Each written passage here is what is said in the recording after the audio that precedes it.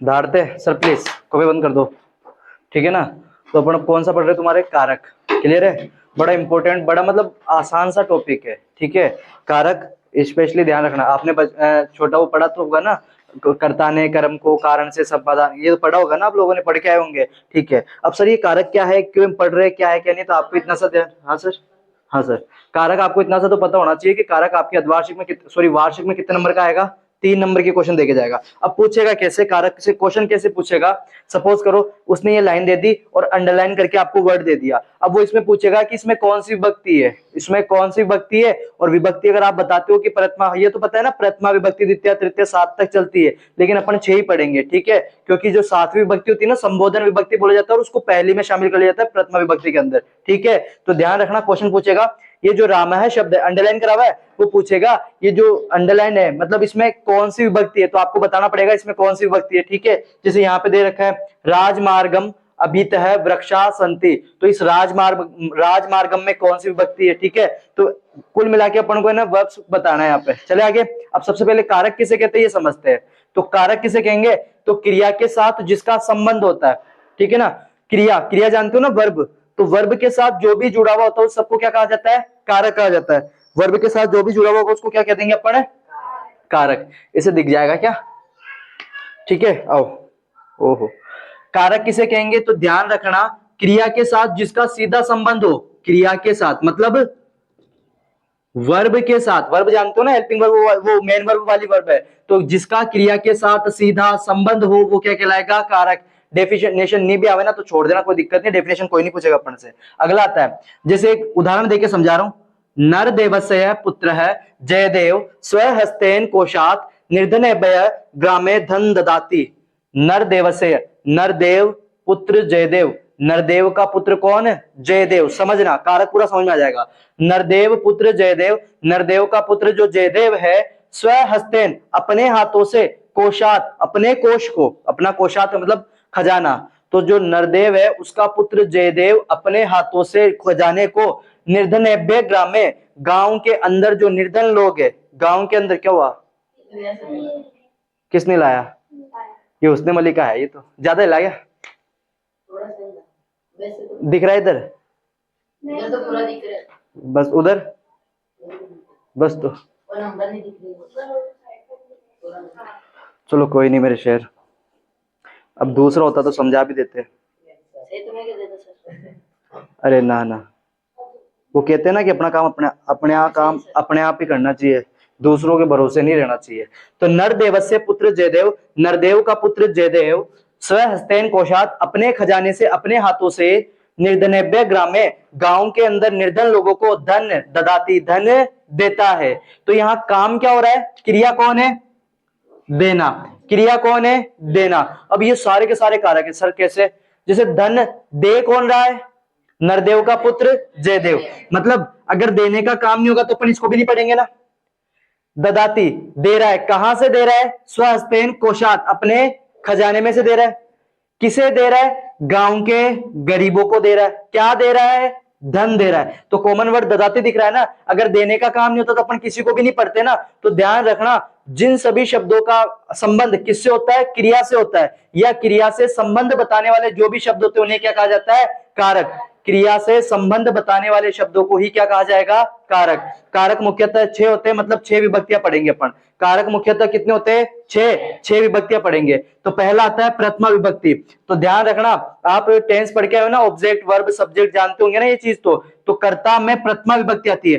प्रथमा विभक्ति ध्यान रखना कर्ता में, और कर्ता किसे कहते हैं, तो सेंटेंस मतलब जो होता है ना वर्ब को करने वाला, ठीक है। तो जो काम करता उसे अपन क्या कहते हैं, कर्ता। और कर्ता में हमेशा कौन सी विभक्ति होती है, प्रथमा विभक्ति। और आपको माइंड में सेट है ही है कि कर्ता जो होता है ना वो अधिकतर कहां मिलेगा, वाक्यों के आगे मिलेगा, आपको सेंटेंस में शुरू में मिलेगा। तो जैसे राम है पढ़ती, राम पढ़ता है, अंडरलाइन हो रखा है कर्ता पे, और ये कर्ता है तो इसमें कौन सी विभक्ति हो जाएगी सर जी, प्रथमा विभक्ति।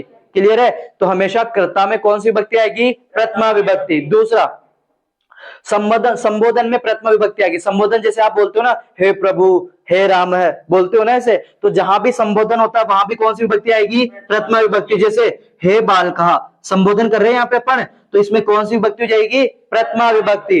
तो कर्ता में प्रथमा विभक्ति और संबोधन में प्रथमा विभक्ति। ठीक है, तीसरा देखो इसी के अंदर, अगर आपको वाक्य के अंदर कौन दिख जाए, इति दिख जाए, तो इति शब्द के योग में मतलब जुड़ने में, अगर इति शब्द का योग है, इति शब्द आ रहा है, तो वहां कौन सी विभक्ति होगी, प्रथमा विभक्ति। यदि वाक्य के अंदर इति शब्द का योग हो तो वहां प्रथमा विभक्ति होगी। जैसे वयम इमम यशवंतः, ये सॉरी इति दिख रहा है, यहाँ पे इति दिख रहा है ना, तो यहाँ पे ध्यान रखना कौन, यशवंत पे नहीं होगा, इमम में है। ठीक है ना, अंडरलाइन इमम पे है। ठीक है, तो यहाँ पे कौन सी विभक्ति हो जाएगी सर जी, अरे सॉरी यशवंत है, यहाँ पे यशवंत है पे कौन सी विभक्ति हो जाएगी, प्रथमा विभक्ति। क्यों सर जी, अगर आपको सेंटेंस में देखो ये दे रखा था सेंटेंस, ठीक है, ये सेंटेंस है, अब पूछ रहा है कि इसमें कौन सी विभक्ति है, तो सर ने कहा था कि अगर सेंटेंस में इति दिख जाए तो वह हमेशा कौन सी विभक्ति आएगी, प्रथमा विभक्ति। तो ये प्रथमा विभक्ति का क्या ध्यान रखोगे, कर्ता में हमेशा प्रथमा विभक्ति आएगी, संबोधन में प्रथमा विभक्ति आएगी, और इति शब्द के योग में हमेशा कौन सी विभक्ति आएगी,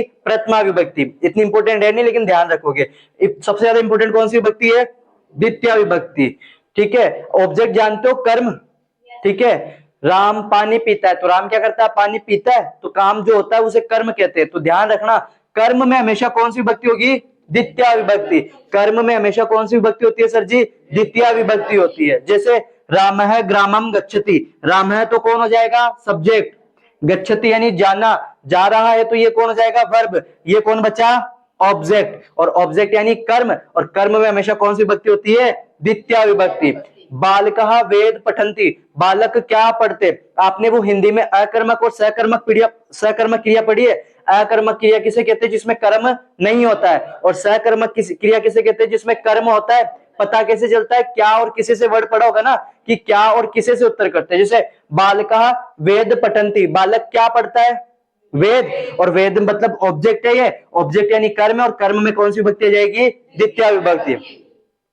वयम नाटकम द्रक्ष्याम, हम नाटक देखते हैं, हम क्या देखते हैं, नाटकम, तो ये नाटकम जो है यहाँ पे कौन है, ऑब्जेक्ट, ऑब्जेक्ट यानी कर्म है, और कर्म में कौन सी विभक्तियां, द्वितीय विभक्ति। संदीप सत्यम वदेत, संदीप सत्य बोलता है, तो संदीप क्या बोलता है, सत्य बोलता है, तो सत्य यहाँ पे सकर्मक क्रिया है, और ये कर्म है, और कर्म में हमेशा कौन सी विभक्ति आएगी, द्वितीय विभक्ति। तो द्वितीय विभक्ति का पहला नियम क्या ध्यान रखोगे, कि कर्म में हमेशा कौन सी विभक्ति आती है सर जी, द्वितीय विभक्ति आती है। ठीक है सर जी, ओके।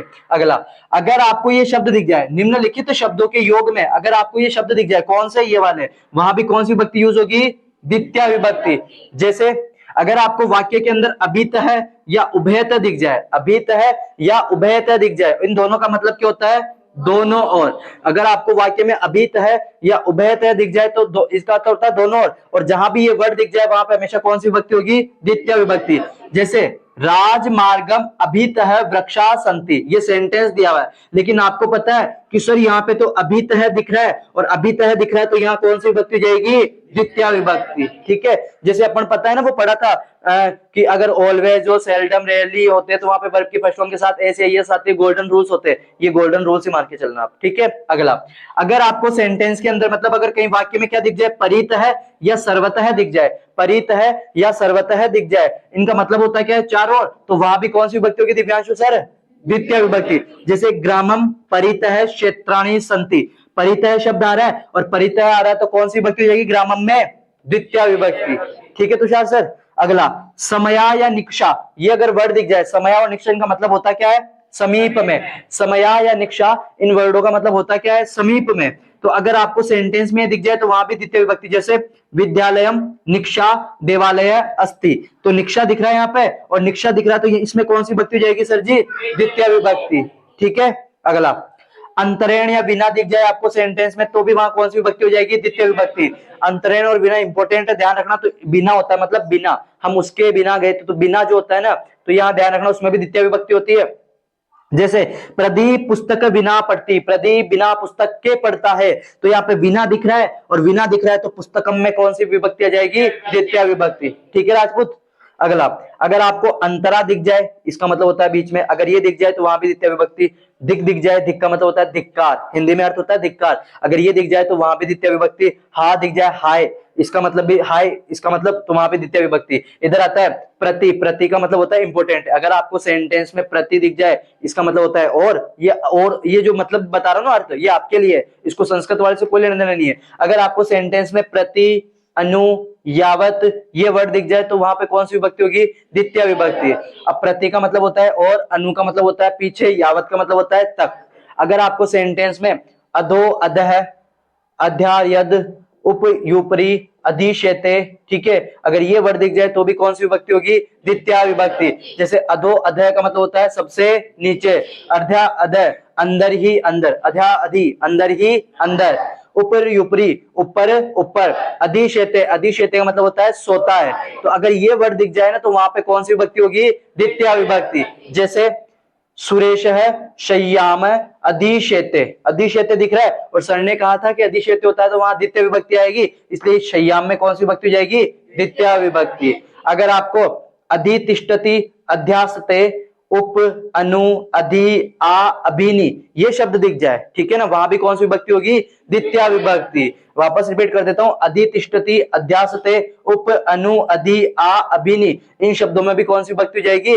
द्वितीय विभक्ति हो जाएगी। ठीक है सर जी, तो ध्यान रखना जहां जहां ये शब्द दिखेंगे वहां कौन सी विभक्ति हो जाएगी? द्वितीय विभक्ति। अगर पूछे, जैसे आपने कह तो दिया कि सर ग्रामम में द्वितीय विभक्ति है लेकिन कारण बताओ, तो कारण क्या लिख दोगे? परितः शब्द का योग है। कौन से शब्द का योग है? परितः शब्द का योग। क्योंकि मैंने बताया इन शब्दों जहां भी ये शब्द मिलेंगे, सपोज जैसे यहाँ पे पूछा इस पुस्तकम में, तो ऋतिक ने कह तो दिया कि सर यहाँ द्वितीय विभक्ति है क्योंकि आपने कहा था बिना शब्द आ रहा है और वहां द्वितीय विभक्ति होगी। अब यहाँ पे कारण भी बताना पड़ेगा, तो कारण क्या लिखोगे? बिना शब्द का योग है, बिना शब्द का योग है इसलिए द्वितीय विभक्ति है। और अगर ऐसा ना हो तो ये थोड़ा सा ध्यान रखना कि जिन शब्दों के पीछे आपको मैं दिख जाए ना, जिन शब्दों, यदि शब्द के अंत में आपको कौन दिख रहा है? मैं हो, तो उसमें हमेशा कौन सी विभक्ति होगी? द्वितीय विभक्ति होगी। जिन शब्दों के अंत में मैं हो वहां पे द्वितीय विभक्ति होगी। जैसे सपोज करो राजमार्गम, मैं दिख रहा है, द्वितीय विभक्ति पढ़ी थी अपन ने इसमें। ग्रामम, ग्रामम मैं दिख रहा है, इसको द्वितीय विभक्ति पढ़ी थी अपन ने। विद्यालयम, यम ही बोलते हैं इसको, मैं बोलते हैं ना अनुस्वार को, ठीक है, तो द्वितीय विभक्ति। पुस्तकम द्वितीय विभक्ति। और कहां पढ़ा था अपन ने? यहां देखो शयाम द्वितीय विभक्ति। तो ध्यान रखना जहां भी लास्ट में मैं दिख जाए वहां द्वितीय विभक्ति। ये तो विभक्ति तो बताना आसान है लेकिन कारण के लिए ये शब्द याद करना पड़ेगा, तो 2-3 बार रिवाइज कर लेना, आराम से याद हो जाएंगे। ठीक है, द्वितीय विभक्ति में कुछ और शब्द है वो भी देखते हैं। ठीक है, ठीक है, लाओ देखते हैं। तो अपन कहां थे सर जी? कारक पढ़ रहे थे। कारक में अपन ने प्रथमा विभक्ति, वो प्रथमा विभक्ति पढ़ी थी कि कहां कहां आती है? कर्ता में आती है, एक तो जहां कर्ता होता है वहां पे आती है, संबोधन में आती है, डोंट टच इट, हिलामत में पे, ठीक है, कर्ता में आता है, संबोधन में आता है, और तीसरा कहां पढ़ा था? इति शब्द के योग में, इति शब्द के योग में, सीनी आती है को देख के। ठीक है, द्वितीय विभक्ति। द्वितीय विभक्ति में क्या पढ़ा था अपन ने? सबसे पहले पढ़ा था कि जो अपना कर्म होता है वहां पे द्वितीय विभक्ति का यूज होता है, और उसके बाद वो शब्द पढ़े थे अपन ने, 16-17 शब्द पढ़े थे, वहां पे द्वितीय विभक्ति का यूज होता है। द्वितीय विभक्ति और कहाँ यूज होती है, किन शब्दों के यूज में होती है? यदि वाक्य में आपको कहाँ क्या दिख जाए? दूह, दूह का मतलब होता है दुहना, गाय का दुग्ध दोहन करते हैं ना वो, तो ध्यान रखना अगर आपको वाक्य में दूह है, याच, पच, दंड, प्रच्छ, रुद्ध, ची, ली, जी, मथ, मुश, नी, है, वह, कृश, तो इनमें कौन सी विभक्ति आएगी? हमेशा द्वितीय विभक्ति आएगी। अब मैंने अर्थ भी लिख दिया, जैसे दूहे का मतलब होता है दुहना, याच का मतलब होता है मांगना, पच का मतलब होता है पकाना, दंड यानी दंड जानते ही हो तुम, प्रच का मतलब होता है पूछना, रुद्ध का मतलब होता है रोकना, ची का मतलब होता है चुनना, जी का मतलब होता है जीतना, मत का मतलब होता है मतना, घी मतते ना वो पन बिलवाना जैसा है, मुशह का मतलब होता है चुराना, नी का मतलब होता है ले जाना, है का मतलब होता है हरण करना, वह का मतलब भी हो जाता है ले जाना, कृषय का मतलब होता है खींचना। तो अगर ये सेंटेंस में वाक्य के अंदर अगर आपको ये शब्द भी दिख रहे हैं ना, तो वहां भी कौन सी विभक्ति यूज में होगी? द्वितीय विभक्ति यूज में होगी। ठीक है, ये ध्यान रखना। जैसे सर चोर है, देव दत्तम धनम मुष्णाति, मुष्णाति, मुष्णाति का मतलब आ रहा है, ये कहाँ गया था वो मुष्णाति पढ़ा था कहीं पे? आ रहा है ये वर्ड, और जहां ये वर्ड दिख रहा है वहां हमेशा कौन सी विभक्ति होगी? द्वितीय विभक्ति। अगला पुत्र पित्रम धन याचते, याचय दिख रहा है, याच मांगना, पुत्र धन मांगता है, पुत्र पितृ धनम याचते, पुत्र पिता से धन मांगता है, तो मांगने के योग में हमेशा कौन सी विभक्ति आएगी? द्वितीय विभक्ति आएगी। ठीक है, तो यहाँ पे द्वितीय विभक्ति कंप्लीट होती है। अब आती है तृतीय विभक्ति। तृतीय विभक्ति कहाँ आती है? तो पहला ध्यान रखना जिसकी वजह से क्रिया होती है। जैसे मैं लिखता हूं, मैं पेन की वजह से लिखता हूं, लिख किसकी वजह से रहा हूं? पेन की वजह से। तो अगर पेन नहीं होगा तो मैं लिख पाऊंगा क्या? तो क्रिया जिसकी सहायता से होती है वहां उन शब्दों के साथ कौन सी विभक्ति आती है सर जी? तृतीय विभक्ति। जैसे क्रिया की सिद्धि मतलब होने में, क्रिया की सिद्धि, क्रिया के होने में जो सबसे महत्वपूर्ण शब्द होता है, जो सहायता करता है, उन शब्दों में तृतीय विभक्ति आएगी। ठीक है, जैसे समझना, जागृति कलमेन, कलमेन लिखती, जागृति कलमेन, कलमेन का मतलब जानते हो ना, कलम से, तो जागृति कलम से लिखती है, पेन से लिखती है, तो लिख तो रही है लेकिन लिखने में सहायता कौन कर रहा है, किसकी वजह से लिख पा रही है, कमलेन, पेन की वजह से, तो इसमें कौन सी विभक्ति हो जाएगी, तृतीय विभक्ति। वैशाली जलेन मुख प्रक्षालयति, वैशाली जल से मुख को प्रक्षालयति का मतलब होता है धोना। ठीक है ना, तो मुख से, सॉरी, वैशाली जो होती है वो जल से मुख को धोती है, तो अगर जल नहीं होगा तो धो पाएगी क्या मुंह को, नहीं धो पाएगी, तो इसमें कौन सी विभक्ति हो जाएगी, तृतीय विभक्ति।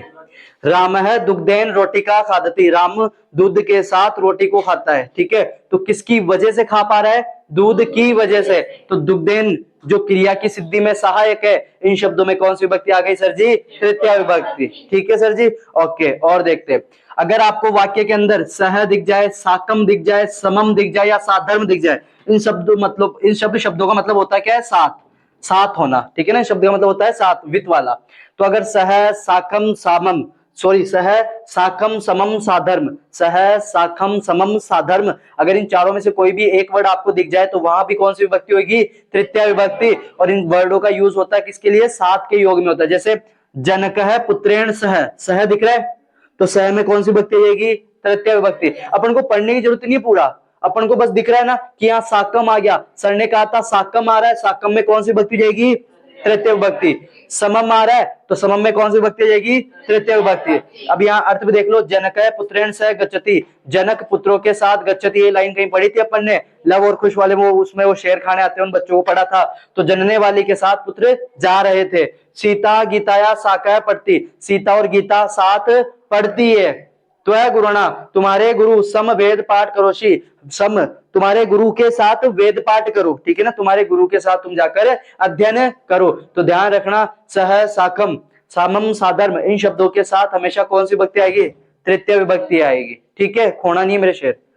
तीसरा, शरीर के विकार युक्त अंग में, अगर आपके शरीर में किसी अंग की कमी है तो उस अंग के लिए कौन सी विभक्ति यूज में होगी, तृतीय विभक्ति। समझना, जैसे सह नेत्रेण काणः अस्ति, वह आंखों से काणा है, काणे का मतलब एक आंख खराब है उसकी, तो वह सह नेत्रेण काणः सन्ति, वह जो नेत्र है, आंख है, उनसे काणा है। तो किससे काणा है, आंख से, तो उस जिस अंग से है ना, उस अंग में कौन सी विभक्ति होगी, तृतीय विभक्ति। ठीक है, विकार आ रहा है, कमी आ रही है। बालकः कर्णेन बधिर वर्तते, बालकः कर्णेन यानी कान से, बधिर वर्तते बहरा है, तो किसके, बालक कान से बहरा है, किससे बहरा है, कान से, तो कर्णेन में कौन सी विभक्ति जाएगी, तृतीय विभक्ति। सूरदास नेत्राभ्याम अंधः अस्ति, सूरदास जो थे वो आंखों से अंधे थे, तो किससे, नेत्रों से, मतलब नेत्राभ्याम आंखों से, तो नेत्राभ्याम में कौन सी विभक्ति जाएगी, तृतीय विभक्ति। तो शरीर के जो विकार युक्त अंग होते हैं, उन विकार युक्त अंगों में कौन सी विभक्ति यूज में होती है, तृतीय विभक्ति। ठीक है, अगला चौथा, इसी तृतीय विभक्ति के अंदर प्रकृति और स्वभाव बताने के लिए, प्रकृति और स्वभाव बताने के लिए जो क्रिया विशेषण शब्द आते हैं, प्रकृति और स्वभाव बताने के लिए जो क्रिया विशेषण शब्द आते हैं, उनमें भी कौन सी विभक्ति होती है, तृतीय विभक्ति होती है। जैसे सह प्रकृतया साधु अस्ति, वह प्रकृति से साधु है, मतलब उसके जो गुण है वो साधु जैसे है, तो उसका स्वभाव बता रहे अपन, तो यहाँ पे कौन सी विभक्ति आ जाएगी, तृतीय विभक्ति। ठीक है, ये थोड़ा ज्यादा इंपॉर्टेंट है, जो सात वाला ना, सह साकम समम वाला, ये थोड़ा सा। गणेश है सुखेन जीवती, गणेश सुख से जीता है, तो गणेश की प्रकृति बता दी, उसका स्वभाव बता दिया कि वो कैसे जी रहा है, वो सुख के साथ जी रहा है, तो सुख है यहाँ पे, तो उसकी प्रकृति बता दी, तृतीय विभक्ति। मूर्ख है दुखेन जीवती, और जो मूर्ख लोग होते हैं वो दुख का जीवन व्यतीत करते हैं, तो वहां उनकी प्रकृति दुख वाली है, इसलिए इनकी प्रकृति बताई, तो यहाँ पे कौन सी विभक्ति हो जाएगी, तृतीय विभक्ति। अब मोस्ट इंपोर्टेंट जो तृतीय विभक्ति में अपन को आता है, अगर आपको सेंटेंस में अलम दिख रहा है, अलम, अलम का मतलब होता है निषेध करना, मना करना, अगर सेंटेंस में, वाक्य में अलम शब्द का योग है, अलम शब्द का योग है, तो वहां कौन सी विभक्ति आएगी, तृतीय विभक्ति। और मोस्ट इंपोर्टेंट है अलम, यहाँ पे अनुस्वार है, अलम हसीतेन, हंसना निषेध है, हंसना मना है, अलम आ रहा है, तो इसमें कौन सी विभक्ति जाएगी, तृतीय विभक्ति। अलम विवादेन, यहाँ पे विवाद करना, बात करना निषेध है, तो अलम विवादेन में भी कौन सी विभक्ति जाएगी, तृतीय विभक्ति। ठीक है, तो तीन विभक्तियां पढ़ चुके हैं, तीन विभक्तियां बचती है, चतुर्थ, वो पांचवी और छठी, 6 विभक्तियां पढ़ के कल संख्यावाचक शब्द भी करा देंगे। ठीक है सर जी, ओके, ठीक है, बिल्कुल सर।